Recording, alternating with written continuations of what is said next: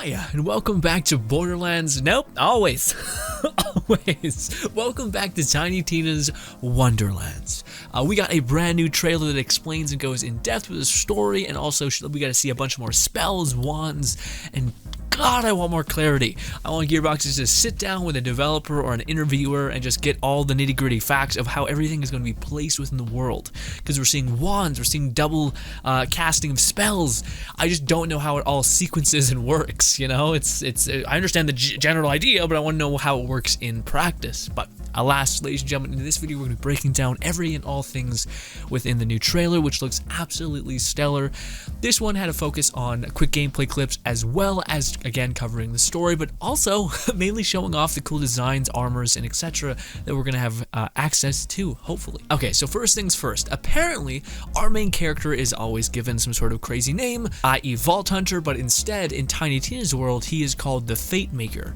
And of course, this is playing off of the D&D aspect of we're being the third party member here. So I think we have this robot, we have this random guy with long hair, and of course we have us directly in front of course, Tina. And we're playing this Fate Maker. So I think we are the person that's kind of going to be deciding the ebb and flow of where the hell we go and how the hell we do things, etc. I'm sure with the robots and the long-haired guide basically throwing us off. But we'll see. But with this game being tied to the chaotic mind of Tiny Tina, we are being showed absolutely crazy worlds. One look like it's flowing with overgrowth, kind of like the magic, yeah, exactly like like the classic age-old George and the Giant Beanstalk. Is that correct? No, I hope that's correct. Yeah, it's like a little bean that was home to giants and gold eggs and all these things. But we're also seeing returning guns as well as returning enemies, except now they have horns. There's racks, but dragons now.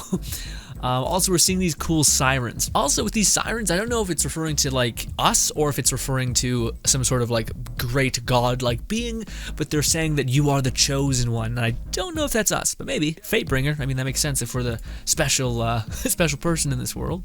Regardless, again, plenty of fantastic, cool-looking domains. This one looks absolutely sick. Again, nothing is off the table here because we're all of it's in Tiny Tina's mind, which again is really exciting for like DLC or anything else that they choose to add in the future. Also, we're seeing a giant spectral boat, which gives me Captain Scarlet's kind of DLC Borderlands 2 vibe, which is fantastic. And now we have our two BFFs that we're also playing this game with apparently, which looks fantastic. I wonder who our character is actually in the lore of the game. Who like this Fatebringer D&D like add-on. Who are we actually playing, you know? I believe how Brick and etc. get introduced is probably by just walking into the playroom and Tiny Tina making it all make sense. Also, this looks absolutely fantastic. I feel like it's gotta drop some legendary loot because you got swords stabbed into it. This thing better drop a badass legendary sword, okay? This is interesting. This also would blow me away if this is not gonna be a quest. I feel like it has to be, but it's this blood-crying tree, which looks absolutely metal. But anyways, again, we're seeing three continual realms, one that looks like a Jack and the Beanstalk kind of realm, and another one that looks like more of a void, polluted realm, more like the undead necromancer realm. Also, Brick looking like a beautiful little fairy over here. We got some beautiful wings, but don't skip out on that little skirt right there he's rocking. Okay, with them flowers. Beautiful, Brick. Never change. And here's where they start saying, hey guys, you thought there was a little bit of customization? Please, here we go. We got crazy froze. We got absolutely madness makeup as well as them big old lips and some crazy bone shrapnel armor. And I gotta think this is gotta be the Stabomancer, right? Also, Scythes are in the game apparently. I wonder if that's a double-handed weapon. It's gotta be. Can't be a single hand, right? Okay, so this almost makes me feel like it's confirmed. We haven't seen it yet, but I think it's got to be the case, where there is some sort of like dual wielding, except classic in like D&D fashion. There's the spell sword essentially, so you can cast abilities and use a sword. But considering melee is only additive in this game, which is a goddamn shame, guns are going to be your swords. You're going to be able to cast spells with a wand, maybe some magic, although magic may be relegated, or hand magic I should say, may be relegated to skills. Again, this is the thing that I want further explanation of, because I'm like, how does this play into itself and or work at all? But regardless, also customization like crazy. If you want to be a beast man, here you go. You got some cute ears, you got a furry as hell face. Honestly, you look like a cross between like a beast man and an orc, which is looking crazy. Anyways, but it does look like the armor keeps getting pretty iterative, changing. I just don't know, again, how does that look? Is like each armor piece now customization wise looking different, or are these just skins that you can overlay on your base character? I don't know. I want to know. Also, this has got to be the ranger class, because we've seen this too many times. And it doesn't look like it changes the shape of it at all. It just looks like a bow that you can cast with many different arrow patterns, which is sick. And then we got this person, which recalls a weapon. Now, we did see a melee weapon recall-like effect, but that could also be just a melee override, where you just chuck your melee weapon at people and then recall it like Thor. I just don't know who would have it in the D&D grand scheme of things. Let me know in the comments down below if you have an inclination of what that could be. Regardless, we also did see a battle axe that was recallable. I may say reclaimable. I mean recallable. So this might be it. Also, we keep seeing this blood mage. I wonder if this is just like end game magic, or if this is a legendary spell, or more likely this is a build, like an actual character trait. But I don't know what it is. Just a giant blood explosion. Oh my god, it might be a giant actual blood explosion, like blood magic, but playing off of Krieg's weird bullshit, blood explosion. Also, yes, this is the big main antagonist of the game. Of course, the whole Lich King vibe. I can guarantee at some point in the game, I bet we're gonna kill him or beat him, and then Tiny Tina's gonna be like, no, you did not win. He's absolutely fine. He comes back. He's fine. Don't fucking ruin my campaign. Also, we got hair wisping in the wind. We got friendship and power of friendship beating the boss, most likely. I really hope Tina breaks that. Although, is that us? God, I hope not. Is this us? We're just some sort of generic ass plated gray man. That's unfortunate. Unlucky. Unlucky. But again, this is not us, I don't think. These are just the factions that we'll encounter. I guarantee this is a faction that believes and worships Butt Stallion. Guarantee it. Look at the emblem on the chest. You gotta believe. Also, lesser bad villains, but these ones look more like raid bosses to me. Well, this one not so much. This one looks like your classic Captain Trant-like enemy, which looks pretty cool, but apparently he has a little kid's voice, so yeah. Also, we just got Tubbies, or not Tubbies, what do you call it? Big brutes. But this is really cool, and this is really cool because it's an inference into how the game may work. I don't know how this is, like, I feel like this is in the world of Wonderlands, Tiny Tina just plagiarized, just grabbed some statue off of a shelf and been like, and they're gonna be like, is that the iconic villain from this Borderlands-like series? And Tina's gonna be like, I'll kill you. I'll kill you right where you stand. But anyways, the next part of the trailer is Tina, of course, referring to how it's gonna look in the actual campaign. We're gonna be switching in between the D&D realm and, of course, the actual first-person realm. So she put down this boss, and now we are fighting this absolutely gorgeous-looking boss. I love the lighting. Everything looks cleaner. Again, we got some more siren-like thing. Holy shit, check that out, dude, that's so cool. Okay, so, what do you call it? This reminds me of Krieg's weapon or not Krieg's necessarily, but it was great for Krieg in Borderlands 2, which was called the Sword Sploder. But basically, look, we're firing purple corrosive swords, which I bet scale off of melee damage. That's sick. It is Torg though, however, but that's awesome. So there's new sword-like projectile weapons. Also, Tidior got a weird crossbow effect. I don't know if I get it, but okay. Also, we got these brand new enemies, which look fantastic. Little tiny skull enemies. Dude, I hope so badly we can summon almost all of the enemies to be our allies, because this would be so fun. Just chucking down some summons, and you get a bunch of weird eyeball chunky monkeys coming to rip someone's head off. It'd be awesome. Also, they look fantastic. Oh, but that's cool. That's something I didn't notice beforehand. If we go and look at that, you can actually see that I think these things come in waves, where you're going to pop their bodies, and then their eye is going to remain, because the eye didn't kind of displace at all. So I could see that being the next kind of part of that story. Anyways, then we also get some cool gameplay of showing how Tina is and how the world is going to change, and how probably things are going to be relegated outside of our influence. So we can't get past this area because Tina accidentally dropped a Cheeto on it, so we're not going to be able to push in. And then we're back into the amazingly beautiful worlds. Again, I love the game design. There were so many instances of Borderlands 3 and etc. that had an amazing look to the world, to their environment, but you never had any reason to go there because the quest was like a one-off quest, took you there, but if you didn't do the one-off quest, you just lost it. Whereas this thing, it looks like it's a lot more interweaved, which is awesome. Also, we got Torg there for a hot minute. I didn't mention it, but cool.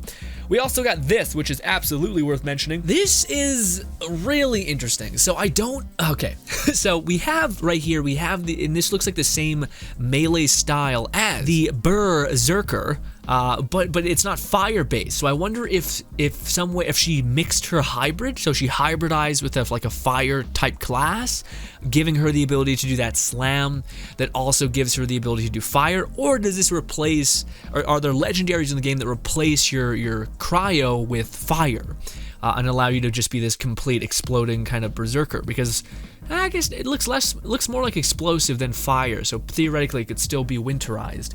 Anyways, you also got a mage casting, which is awesome, which I think you just hold down left click and you're going to be burning through your mana, aka just burning through your magazine, except probably going to function around recharging. Hopefully it's not too long of a recharge though. We also got Mr. Torg completing his lifelong desire, which is to blow up the entire ocean. And maybe that's how we get into the beanstalk realm, is because, theoretically Torg nuked the entire underworld to where you need to get safety in the heavens of this weird beanstalk land. Who knows? Craziness. Also, we have an oversized version of Tina's face, which, little excessive, but sure. And we got loot on top of loot. This is what we go with. This is what we're here for, baby. Slow step, bit by bit. Piece by piece. Ooh, okay, so right there, okay, so is that a magical spell? Because this is a gold, totem, or sorry, book, a gold-looking book. And I think it's gold. It could be a purple, but it looks like a gold. But I wonder if that's a spell that's being held. I don't know. Regardless, we also have stuff like this, some sort of weird sickle-looking melee weapon.